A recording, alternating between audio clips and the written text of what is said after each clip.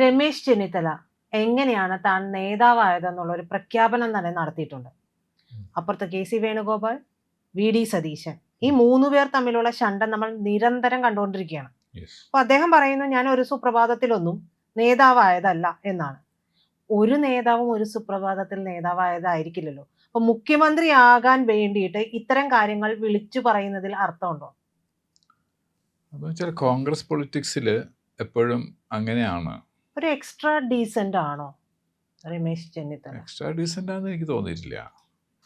കാരണം അദ്ദേഹത്തിൻ്റെ പാർട്ടിയുടെ വളർച്ച നോക്കി കഴിയുമ്പോൾ ശരിക്കും എങ്ങനെയാണ് അദ്ദേഹം KSUവിൻ്റെയും യൂത്ത് കോൺഗ്രസിൻ്റെയും ലീഡർഷിപ്പിൽ വന്നതെന്ന് നമ്മൾ പരിശോധിക്കേണ്ടി വരും. ശരിക്ക് KSU യൂത്ത് കോൺഗ്രസ് ലീഡർഷിപ്പിൽ മുഴുവൻ AK ആൻ്റണി, ഉമ്മൻചാണ്ടി, സുധീരൻ അവരുടെ ഒരു പിൻഗാമികൾ അങ്ങനെ വരുന്നൊരു രീതിയായിരുന്നു. അപ്പോൾ 1978 വരെയൊന്നും രമേശ് ചെന്നിത്തല അറിയപ്പെടുന്നൊരു KSU ലീഡറല്ല. അപ്പോൾ ബാക്കി എല്ലാവരും സംസ്ഥാന പ്രസിഡന്റ് ആവുന്നതിന് മുമ്പേ ഒരു ജില്ലാ പ്രസിഡന്റ് നിലയ്ക്ക് അറിയപ്പെടുന്ന ആൾ, അല്ലെങ്കിൽ സംസ്ഥാന ജനറൽ സെക്രട്ടറി നിലയ്ക്ക് അറിയപ്പെടുന്നവർ, പിന്നെ അവർ പ്രസിഡന്റ് ആവുകയാണ്. ഇവർ ഉമ്മൻചാണ്ടിയും സുധീരനും ഒക്കെ അങ്ങനെ ആയിട്ടുള്ളവരാണ്, കടന്നപ്പള്ളി രാമചന്ദ്രനും എല്ലാം. പക്ഷെ ഇദ്ദേഹത്തിൻ്റെ അവസ്ഥയിൽ സംഭവിച്ചാൽ ഒരു സാഹചര്യത്തിൻ്റെ സൃഷ്ടി കൂടിയാണ് അദ്ദേഹം. 1970 അടിയന്തരാവസ്ഥയ്ക്ക് ശേഷം കോൺഗ്രസ്സിൽ ധാരാളം ഇന്ദിരയ്ക്കെതിരായിട്ട് ധാരാളം ശബ്ദങ്ങൾ ഉയർന്നിരുന്നു. എന്നാൽ പവറില്ലാത്ത ഇന്ദിരയെ ആൾക്കാർക്ക് പേടിയില്ല എന്നുള്ളൊരവസ്ഥയായിരുന്നു. ഭരണമില്ലല്ലോ. അങ്ങനെ ആ പ്രശ്നങ്ങൾ ഇങ്ങനെ വന്നുകൊണ്ടിരിക്കുന്നതിനിടയ്ക്ക് അഭിപ്രായ വ്യത്യാസങ്ങൾ പലതും അങ്ങോട്ട് വരുന്നു. ഇന്ദിരാഗാന്ധി ഇന്ത്യൻ ലീഡർഷിപ്പിൽ പാടില്ല എന്ന് പറയുന്നു. YB ചാവനും AK ആൻ്റണിയും കൂടി കോൺഗ്രസ്സിനെ നയിച്ചോട്ടെ എന്ന് പറയുന്നു. ഇങ്ങനെ പല രീതിയിലുള്ള കാര്യങ്ങൾ വന്നുകൊണ്ടിരിക്കുമ്പോൾ 1978 കോൺഗ്രസ്സിൽ സ്പ്ലിറ്റ് ഉണ്ടായി. നാഷണൽ ലെവലിൽ 69 ഫസ്റ്റ് സ്പ്ലിറ്റ്, 78 രണ്ടാമത്തെ സ്പ്ലിറ്റ്. 78 സ്പ്ലിറ്റ് ഉണ്ടായ സമയത്ത് ഇന്ദിരാഗാന്ധി സ്വന്തം പാർട്ടി രൂപീകരിക്കുകയാണ് ചെയ്തത്. അപ്പോൾ ശരിക്കും പറഞ്ഞാൽ പഴയ കോൺഗ്രസിൻ്റെ ഭാഗമല്ല എന്നർത്ഥം. She establish A new party. അപ്പം ആ പാർട്ടിയാണ് 1978 ഇന്ത്യൻ നാഷണൽ കോൺഗ്രസ് ഇന്ദിര എന്ന് പറഞ്ഞു വരും. അപ്പോൾ AK ആൻ്റണി അതുപോലെയുള്ള കേരളത്തിലുള്ള മറ്റുള്ള സ്റ്റേറ്റിനപ്പുറത്തേക്ക് പോകണ്ട, കേരളത്തിനെ മാത്രം നോക്കുകയാണെങ്കിൽ AK ആൻ്റണി, ഉമ്മൻചാണ്ടി, സുധീരൻ, വയലാർ രവി, PC ചാക്കോ, ഈ ആൾക്കാരൊക്കെ നിൽക്കുന്നത് ഈ ഇന്ദിരയുടെ കൂടെ അല്ല. മറ്റേ കോൺഗ്രസ് അന്ന് B ആണ്, കോൺഗ്രസ് ബ്രഹ്മാനന്ദ റെഡ്ഡി, അതിലാണ് നിൽക്കുന്നത്. അത് പഴയ കോൺഗ്രസിൻ്റെ 69 സ്പ്ലിറ്റ് കഴിഞ്ഞ് ഇന്ദിരയുടെ കൂടെ നിൽക്കുന്ന പാർട്ടിയുടെ പിന്തുടർച്ചയാണത്. പക്ഷേ സംഘടനാ കോൺഗ്രസ് എന്ന് പറഞ്ഞ ആൾക്കാർ ജനതാ പാർട്ടിയിൽ പോയല്ലോ. അപ്പോൾ ആ പാർട്ടി വന്നപ്പോൾ കരുണാകരൻ ആദ്യം കുറച്ച് നാൾ എവിടെ നിൽക്കണമെന്നുള്ളതിനെ പറ്റി ഒന്ന് ആലോചിച്ച് നിന്നു. പെട്ടെന്ന് ചാടി തീരുമാനത്തിലെത്തിയില്ല. ഇനി എവിടെയാണ് ശക്തി വരിക എന്ന് പറയാനൊക്കെ ഇല്ലല്ലോ. CM സ്റ്റീഫനൊക്കെ ആൻ്റണിയുടെ കൂടെ തന്നെ നിന്നു. കരുണാകരൻ കുറച്ച് നാൾ കഴിഞ്ഞിട്ടാണ്, അന്ന് പത്രങ്ങൾ ഉപയോഗിച്ച വാക്ക് കയ്യാലപ്പുറത്തെ തേങ്ങ എന്നായിരുന്നു. കുറച്ച് കഴിഞ്ഞപ്പോൾ ഏകദേശം 1 മാസമൊക്കെ ആറായപ്പോൾ ഇന്ദിരാഗാന്ധി കരുണാകരനെ ഡൽഹിയിൽ വിളിപ്പിച്ചു, സംസാരിച്ചു. അങ്ങനെ അപ്പോൾ കരുണാകരൻ അങ്ങോട്ട് പോകാൻ തീരുമാനമായി. അപ്പോൾ ഈ യൂത്ത് വിങ് അവർക്കും വേണമല്ലോ. ബ്രഹ്മാനന്ദ റെഡ്ഡി കോൺഗ്രസ്, അത് AK ആൻ്റണി കോൺഗ്രസ്സിന് മാത്രം പോരല്ലോ, ഞങ്ങൾക്കും വേണ്ട യൂത്ത് വിങ്. അപ്പോൾ എന്ത് ചെയ്തു, ഇതിൽ നിന്നുള്ള ചില ആളുകളെ അങ്ങോട്ട് ആവാഹിച്ചെടുത്തു. നമ്മൾ ഈ തന്ത്രവിദ്യയിൽ പറഞ്ഞ പോലെ ആവാഹിച്ചെടുത്ത ആൾക്കാർക്കൊക്കെ പോസ്റ്റ് കൊടുക്കാനുണ്ട്. കാരണം പോസ്റ്റ് ബ്ലാങ്ക് അല്ലേ, പുതുതായിട്ട് തുടങ്ങുകയാണല്ലോ പാർട്ടി, പുതുതായിട്ട് തുടങ്ങുന്നു. അപ്പോൾ പ്രൊഫസർ KM ചാണ്ടിയെ KPC പ്രസിഡന്റായിട്ട് കൊണ്ടുവരുന്നു. ഞങ്ങളുടെ ഒന്നും കാലത്ത് അധികം രാഷ്ട്രീയ പ്രവർത്തനം നടത്താൻ ഞങ്ങൾ കേട്ടിട്ടില്ല. പക്ഷെ ഉണ്ടെന്ന് പറയുന്നു പണ്ട് കോൺഗ്രസ്, പക്ഷെ ഞങ്ങളുടെ ചെറുപ്രായത്തിൽ കേൾക്കാത്ത ആളാണ്. പക്ഷേ പഴയ കോൺഗ്രസ്സുകാരനാണ്, റബ്ബർ ബോർഡ് ചെയർമാനൊക്കെ ആയിരുന്നു. അദ്ദേഹത്തിനെ പിടിച്ചിട്ട് KPC പ്രസിഡന്റ് ആക്കുന്നു. അങ്ങനെ വന്നപ്പോൾ യൂത്ത് കോൺഗ്രസിനും KSUവിനും നേതാക്കന്മാർ വേണ്ടേ. അങ്ങനെ വന്നപ്പോൾ കുറേ ആളുകൾ ആവാഹിച്ചെടുത്ത കൂട്ടത്തിൽ വന്ന ആൾക്കാരാണ് G. കാർത്തികേയൻ, രമേശ് ചെന്നിത്തല, പന്തളം സുധാകരൻ, പിന്നെ ആ കൂട്ടത്തിൽ പറയാൻ പറ്റിയ ആൾക്കാർ ശരത്ചന്ദ്ര പ്രസാദ്, ഇങ്ങനെ കുറേ ആൾക്കാർ. അപ്പോൾ ഈ കോൺഗ്രസ് ഐയുടെ ഭാഗത്തേക്ക് വന്നപ്പോൾ ഇവർ KSU ഐയുടെ ഭാഗത്തായി. അങ്ങനെ സ്വാഭാവികമായിട്ട് ആദ്യം തന്നെ കാർത്തികേയൻ എന്നെ പ്രസിഡന്റ് ആക്കുന്നു. കാർത്തികേയൻ പിന്നീട് പ്രൊമോഷനായി യൂത്ത് കോൺഗ്രസ് പ്രസിഡന്റ് ആകുമ്പോൾ രമേശ് വരുന്നു. അപ്പോൾ ഇവർ പാരലായിട്ട് ഇപ്പുറത്ത് Benny Behanan K C president ആയിട്ടുണ്ട് കേട്ടോ, ആന്റണിയുടെ കോൺഗ്രസ്സിൽ. അപ്പോൾ പാരലായിട്ട് പോകുമ്പോൾ ഒരു സ്പേസ് ഉണ്ട്. ഇപ്പോൾ പുതുതായിട്ടൊരു സംഗതി തുടങ്ങുമ്പോൾ അവിടെ വേക്കൻസികൾ വരുമല്ലോ. അങ്ങനത്തെ ഒരു വേക്കൻസിയുടെ സൃഷ്ടിയാണ് ജി കാർത്തികേയനും രമേശ് ചെന്നിത്തല എല്ലാവരും. പിന്നെ ഇവർ കരുണാകരൻ്റെ ആ ബന്ധത്തിൽ വന്നു. പിന്നെ അത് അവരായി പ്രധാന പാർട്ടി എന്നൊരു അവസ്ഥ വന്നു. പിന്നെ ഇന്ത്യയിലേക്ക് 1980 പവർ കിട്ടിയപ്പോൾ ഇവർ നാച്ചുറലി ഇവർ ശക്തിമാന്മാരായി. അത് കഴിഞ്ഞപ്പോൾ കുറച്ചാൾ കഴിഞ്ഞപ്പോൾ ഇയാളെ KSUവിൻ്റെ അഖിലേന്ത്യാ സംഘടന NSUI എന്നാണ് പറയുന്നത്, national students union of India, അതിൻ്റെ ഓൾ ഇന്ത്യ പ്രസിഡന്റ് ആക്കുന്നു രമേശ് ചെന്നിത്തലയെ. അപ്പോൾ സാഹചര്യങ്ങളിൽ കൂടി അദ്ദേഹം ഇതുപോലെ വളർന്നു വന്നു. ഇപ്പോൾ ഹിന്ദി നന്നായിട്ട് പറയാൻ അറിയാവുന്നതുകൊണ്ട് അവിടെ ഓൾ ഇന്ത്യ സമ്മേളനം നടക്കുമ്പോഴൊക്കെ അങ്ങനെ ഫെയർ ചെയ്യാൻ സാധിക്കും, എക്സൽ ചെയ്യാൻ സാധിക്കും. അങ്ങനെയാണ് അദ്ദേഹത്തിൻ്റെ വളർച്ചയുടെ ഘട്ടം എന്ന് പറയുന്നത്. ഇപ്പം അദ്ദേഹം പറയുന്നത് ഞാൻ സൈക്കിളൊക്കെ ചവിട്ടി നടന്നിരുന്നു, അങ്ങനെയൊക്കെയാണ്. ശരിയായിരിക്കാം, ആ സമയത്ത് സൈക്കിൾ ചവിട്ടിയായിരിക്കാം. പിന്നെ എല്ലാവരും സൈക്കിൾ ചവിട്ടുമല്ലോ ആ പ്രായത്തിൽ. അല്ല, ഞാൻ ചോദിച്ചത് അദ്ദേഹം ഇതൊക്കെ വിളിച്ചു പറയുമ്പോൾ ഒരു മുതിർന്ന അച്ചടക്കമുള്ള രാഷ്ട്രീയ മര്യാദയുള്ള നേതാവ്, രാഷ്ട്രീയ മര്യാദ ഇപ്പൊ പറയുന്ന 3 പേർക്കും പറയാനില്ല എന്നുള്ളതാണ്. പക്ഷെ ഇദ്ദേഹം കുറച്ചുകൂടെ മുതിർന്ന ഒരു നേതാവാണല്ലോ. കൂട്ടത്തിൽ മുതിർന്നത് എന്ന് പറയുന്നത് രമേശ് ചെന്നിത്തല തന്നെയാണ്. അപ്പൊ അദ്ദേഹത്തിന്റെ ഒരു രാഷ്ട്രീയ പ്രായം കുറവല്ല. അതെ, മുതിർന്നത് ഞാൻ അതാണ് എല്ലാ അർത്ഥത്തിലും. അതെ, പാർട്ടി സീനിയോറിറ്റി മാത്രമല്ല, ഏജിലും സീനിയോറിറ്റി അദ്ദേഹം എന്റെ കണക്കൂട്ടിൽ ശരിയാണെങ്കിൽ he might have crossed 69. ഞാൻ അതാണ് ഉദ്ദേശിച്ചത്. അപ്പോ ആ ഒരു പ്രായത്തിനൊത്ത പക്വത ഇപ്പൊ നമുക്ക് പലരും പലതും കാണിക്കും. അപ്പൊ ഞാൻ അതല്ല എന്ന് പറയുന്ന വ്യക്തിപ്രഭാവം ഉണ്ടാക്കണമെന്നുണ്ടെങ്കിൽ സ്വാഭാവികമായിട്ട് നമ്മൾ നമ്മുടേതായ ഒരു ശൈലിയിലൂടെ പോകേണ്ടിയിരിക്കുന്നുല്ലോ. അപ്പൊ ഈ പറയുന്ന മറ്റു 2 പേരിൽ നിന്ന് വ്യത്യസ്തനല്ല. അത് മാത്രമല്ല, ചെന്നിത്തലയുടെ ബാക്ക്ഗ്രൗണ്ട് ഈ പറയുന്നത് പോലെ വളരെ സംശുദ്ധിയുള്ളതാണ്. സംശുദ്ധിയുള്ളതാണെന്ന് പറയാൻ പറ്റില്ല. കാരണം നമ്മളിപ്പോൾ പല ആരോപണങ്ങൾ അദ്ദേഹത്തിനെതിരെ വന്നിട്ടുണ്ട്. അപ്പം അതൊന്നും FIR ഉണ്ടോ, കേസ് എടുത്തിട്ടുണ്ടോ, അതൊന്നും ചിലപ്പോൾ ഇല്ലായിരിക്കാം. പക്ഷെ ആരോപണങ്ങളുടെ നിഴലിൽ നിൽക്കുന്ന ആൾ തന്നെയാണ്. അത് LDF-കാരൊക്കെ ഇടയ്ക്ക് പറഞ്ഞിട്ടുണ്ട്. ചില അദ്ദേഹം ഭരണത്തിലുണ്ടായിരുന്ന കാലത്ത് ആഭ്യന്തരമന്ത്രി ആയിരിക്കുമ്പോഴുള്ള കാലത്തെ കാര്യങ്ങളും ഒക്കെ അങ്ങനെ പറയുന്നുണ്ട്. അപ്പം സംശുദ്ധമാണെന്നൊന്നും പറയാൻ പറ്റില്ല. ഇതിൽ ഒരു കാര്യം ഞാൻ എടുത്തു വയ്ക്കട്ടെ സർ. ഒരു പോസ്റ്റർ ഞാൻ കണ്ടതാണ്, അപ്പോൾ എനിക്ക് അറിയണമെന്നുണ്ട്. അതുകൊണ്ടാണ്, എന്തുകൊണ്ടാണ് ഉമ്മൻചാണ്ടി മന്ത്രിസഭയിൽ ആഭ്യന്തരമന്ത്രിയായിരുന്ന സമയത്താണ് TP ചന്ദ്രശേഖരൻ കൊലപാതക കേസ് ഉണ്ടാകുന്നത്?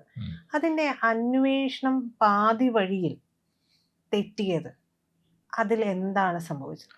അത് CPM കോൺഗ്രസ് തമ്മിൽ അഡ്ജസ്റ്റ്മെന്റ് രാഷ്ട്രീയം വരുന്നത്. അപ്പോ ആ ഒരു സമയത്ത് ആഭ്യന്തരമന്ത്രിയായിരുന്നു. കൊലപാതകം നടക്കുമ്പോൾ തിരുവഞ്ചൂരായിരുന്നു ആഭ്യന്തരം. പിന്നെ അതിനിടയ്ക്ക് ഇദ്ദേഹം താക്കോൽ സ്ഥാനത്തേക്ക് വരുന്നു എന്നൊക്കെ പറഞ്ഞുള്ള ഒരു സംഭവം, അതിൻ്റെ ഭാഗമായിട്ടാണ് ആഭ്യന്തരമന്ത്രി മറ്റേ അദ്ദേഹത്തിനെ മാറ്റുന്നു. അപ്പോൾ അതൊരു പക്ഷേ കോൺഗ്രസിൻ്റെ പൊതുവായൊരു പോളിസി, അല്ലെങ്കിൽ CPM-ൻ്റെ കോൺഗ്രസിൻ്റെ പൊതുവായ പോളിസി ഒരു പതിര് വിറ്റ് പരസ്പരം ഒന്നും വേണ്ട എന്നുള്ളതാണ്. പക്ഷെ അതിലൊരു എക്സെപ്ഷണൽ കേസ് ഉണ്ടായത് സോളാർ കേസിൽ ഇവരെടുത്ത നിലപാടാണ്, CPM എടുത്ത. അതൊരു എക്സെപ്ഷണൽ കേസാണത്. അതിൻ്റെ പുറകിൽ വേറെ പലരുടെ ഇൻട്രസ്റ്റുകളുണ്ടായിരുന്നു, നമുക്കിപ്പം മനസ്സിലാവുന്നുണ്ടല്ലോ. പല ആൾക്കാരും അതിൽ കത്തിൽ വരികൾ കൂട്ടിച്ചേർത്തു എന്നൊക്കെ പറഞ്ഞ സരിത എഴുതിയ പേജുകൾ കൂട്ടിച്ചേർത്തു എന്നൊക്കെ പറഞ്ഞ പല കഥകൾ വരുന്നുണ്ട്. അപ്പോൾ അതർവൈസ് ഇവർ സാധാരണ രീതിയിൽ പരസ്പരം ഒരു അഡ്ജസ്റ്റ്മെൻറ്റിൽ പോകാൻ ആഗ്രഹിക്കുന്നവരാണ്. അത് തന്നെയാണ് അവിടെ സംഭവിച്ചത്. ഒരുപക്ഷെ VT രമയ്ക്കൊക്കെ അത് അറിയാതെ ഒന്നും ഉണ്ടാവില്ല. ഈ 3 പേര്, ഇവർ 3 പേരും കടിപിടി കൂടുകയാണ്. സത്യത്തിൽ ഒരു നമുക്ക് പറയാൻ പറ്റുമോ ഇന്നയാളാണ് കുറച്ചുകൂടെ യോഗ്യൻ എന്ന്? ഇവർ ജയിക്കുമോ എന്നുള്ളത് നമുക്ക് കൃത്യമായി പറയാനായിട്ടില്ല. പക്ഷെ വോട്ട് കഴിഞ്ഞ ദിവസം മുതൽ ഇവരുടെ അടി തുടങ്ങിയതാണ്. അപ്പോൾ ഇപ്പോൾ സത്യം പറഞ്ഞു കഴിഞ്ഞാൽ കേരളത്തിൽ ഇലക്ഷൻ കഴിഞ്ഞിരുന്നു എന്നുള്ളത് ഓർക്കുന്നത് കോൺഗ്രസിലെ തമ്മിലടി കൊണ്ടാണ്. അതല്ലെങ്കിൽ എല്ലാവരും വിട്ടു. ഇനിയിപ്പോ മെയ് 4-നല്ലാണ്ട് ഓർക്കൂല. ഞാൻ ചിലപ്പോ ജോക്കായിട്ട് പറഞ്ഞിട്ട് സ്ഥാനാർത്ഥികൾ തന്നെ ഞാൻ മത്സരിച്ചു എന്നുള്ള മറന്നുപോയി ഉണ്ടാവും. അതെ, പക്ഷെ നമ്മളിത് ഇപ്പൊ ലൈവ് ആക്കുന്നത് ഈ 3 പേര് ഈ അടിപിടിയാണ്. അത് ശരിയാണ്. അപ്പോ അതില് എങ്ങനെയായിരിക്കും ഞാൻ ചോദിക്കുന്നത്, ഇതിനൊരു ഉത്തരം കണ്ടെത്തണമല്ലോ കോൺഗ്രസിന്. UDF ഒരു ഉത്തരം കണ്ടെത്തിയേ പറ്റൂ. ആ ഉത്തരം എന്തായിരിക്കും? ആ ഉത്തരം എളുപ്പമുള്ള ഉത്തരമല്ല, പക്ഷെ ഒരു ഉത്തരം വരും. കാരണം കോൺഗ്രസിൻ്റെ ഇന്നത്തെ അല്ലെങ്കിൽ എന്നത്തെയും അവസ്ഥ അനുസരിച്ചിട്ട് ഹൈക്കമാൻഡ് എന്നൊന്നും പറയണ്ട, കോൺഗ്രസിൻ്റെ ഒരു കുടുംബമാണല്ലോ ഒരു ഹൈക്കമാൻഡ് എന്ന് പറഞ്ഞാൽ. അമ്മയും മക്കളും ഒക്കെ കൂടിയുള്ള ഒരു കുടുംബമാണ്. അവരോട് ഏറ്റവും അടുത്ത് നിൽക്കുന്ന ആൾ ആരാണെന്ന് ചോദിച്ചാൽ എന്നത് KC വേണുഗോപാലാണ്. കേരളത്തിലൊരു കാര്യത്തിൽ KC വേണുഗോപാലിൻ്റെ ഒരു ഉപദേശത്തിനപ്പുറം ഇവർ 3 പേരും അമ്മയും മക്കളും പോകാനുള്ള ചാൻസ് ഞാൻ കാണുന്നില്ല. ഈ മുഖ്യമന്ത്രി സ്ഥാനം വെച്ച് മാറുമെന്നുള്ള വാർത്തകളാണ് ഇപ്പം നിരന്തരമായിട്ട് വന്നുകൊണ്ടിരിക്കുന്നത്. കാരണം ഈ 3 പേരും തമ്മിലുള്ള അടിപിടി ഇല്ലാണ്ടിരിക്കണമല്ലോ. അപ്പൊ മുഖ്യമന്ത്രി സ്ഥാനം വെച്ച് അങ്ങനെ ഒരു പോളിസിയിലേക്ക് പോകുമോ? വെച്ച് മാറുക ഇത്ര അതായത് ഞാൻ കണ്ട അതൊരു ട്രോളാണ്. പക്ഷെ ആ ട്രോളിൽ പറഞ്ഞ 5 വർഷം 5 പേർ എന്നുള്ളതാണ്. കാരണം ഈ അടിപിടിയെ തുടർന്നുള്ള ഒരു ട്രോളാണ്. പക്ഷെ ചില വാർത്തകളൊക്കെ പറയുന്നത് വെച്ച് മാറാനുള്ള സാധ്യത. കാരണം ലീഗിന് മുഖ്യമന്ത്രി സ്ഥാനം കിട്ടിയാൽ പൊളിക്കത്തില്ലല്ലോ. ഇല്ല, ലീഗ് അത് കുഞ്ഞാലിക്കുട്ടി സാഹിബാണെങ്കിൽ എന്റെ പേര് പറയൂ എന്നൊക്കെ പറഞ്ഞുകൊണ്ട് അവിടെ ഇരിക്കുകയും ചെയ്യുന്നുണ്ട്. നിശബ്ദ പ്രവർത്തനമാണത്. ഇവര് തമ്മിലുള്ളതാണ് നമ്മൾ പ്രത്യക്ഷത്തിൽ കണ്ടുകൊണ്ടിരിക്കുന്നത്. അപ്പോ ഇത് എങ്ങനെ പരിഹരിക്കാം? അത് അത്ര എളുപ്പമല്ലല്ലോ പരിഹരിക്കാൻ. കോൺഗ്രസിനെ സംബന്ധിച്ച് അത്ര വലിയ വിഷമമില്ല. അത് കോൺഗ്രസിൻ്റെ ആ സംഘടനയുടെ സ്ട്രക്ചർ നമ്മൾ പഠിക്കുകയാണെങ്കിൽ പലരും പലതും ശ്രമിക്കും. പക്ഷേ അതിൻ്റെ അവസാന വാക്കായിട്ട് വരിക കുടുംബമാണ്.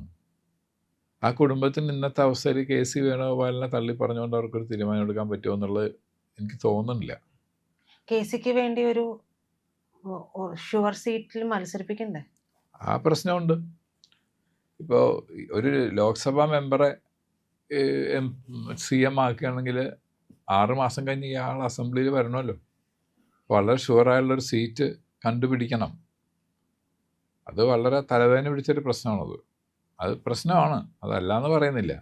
പക്ഷെ അതിന് ഏതെങ്കിലും ഒരു നല്ല സീറ്റിൽ നിൽക്കുന്ന ഒരാളെ ബലി കൊടുക്കാമെന്ന് മാത്രമേ മാർഗമുള്ളൂ.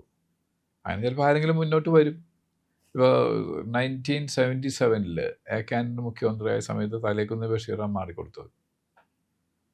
പിന്നെ അദ്ദേഹത്തിന് കോമ്പൻസേറ്റ് ചെയ്തു. പിന്നെ രാജ്യസഭയിലേക്ക് അയച്ചത് കോമ്പൻസേറ്റ് ചെയ്തു എന്നുള്ളത് ശരിയാണ്. പക്ഷേ ഇപ്പോൾ ഒരാൾ രാജ്യസഭയിൽ പോയി കഴിഞ്ഞാൽ, കേരളത്തിൽ ഒരാൾ പോയി കഴിഞ്ഞാൽ നമുക്കറിയാം അവരവിടെ കാര്യമായിട്ടൊന്നും ചർച്ചയിലൊന്നും പങ്കെടുക്കുന്നവരൊക്കെ ചുരുക്കമുള്ളൂ. അപ്പോൾ അതൊരു പദവി എന്ന് മാത്രമേ ഉള്ളൂ. അല്ലാതെ ഒരു MLA ആയിരിക്കുമ്പോഴത്തെ പോലത്തെ അതുപോലെയുള്ളൊരു പവറൊന്നും വീൽഡ് ചെയ്യാനായിട്ട് സാധ്യമല്ല. പക്ഷെ അങ്ങനെ തലേക്കുന്നിൽ ബഷീറിനെ ശരിയാക്കിയല്ലോ. അല്ലെങ്കിൽ അദ്ദേഹം തയ്യാറായി. അതേപോലെ ഏതെങ്കിലും ഒരാൾ വന്നേക്കാം. അതാരായിരിക്കാം? അത് ഏറ്റവും വളരെ കംഫർട്ടബിളായിട്ട് ജയിക്കുന്ന ഒരു സ്ഥലം. അങ്ങനെ കുറേ സീറ്റുകൾ കംഫർട്ടബിളായിട്ട് ജയിക്കുന്ന ചില സീറ്റുകൾ ഉണ്ടല്ലോ കോൺഗ്രസ്. KCയോട് ആഭിമുഖ്യമുള്ള ഒരാൾ കൂടി ആയിരിക്കണ്ടേ അത് മാറിക്കൊടുക്കുക? അതാവണമെന്നില്ല. ഇല്ല, അവിടെ നിന്ന് കുടുംബത്തിൽ നിന്നൊരു ഫോൺ കോൾ വന്നാൽ മതി, മാറും. കാരണം അവർക്ക് ആ വിധേയത്വമുള്ളവരാണ്. കുടുംബത്തിനോട് വിധേയത്തോടുള്ള ഒരു പാർട്ടിയാണത്. ഒരുപക്ഷെ ആ പാർട്ടിയുടെ ദൗർബല്യം മാത്രമല്ല, ശക്തിയും അത് തന്നെയാണ്. ആ കുടുംബത്തിനോടുള്ള ഒരു മാറാത്ത ഒരു എന്താ പറയുക, ഒരു അഫിലിയേഷനോ.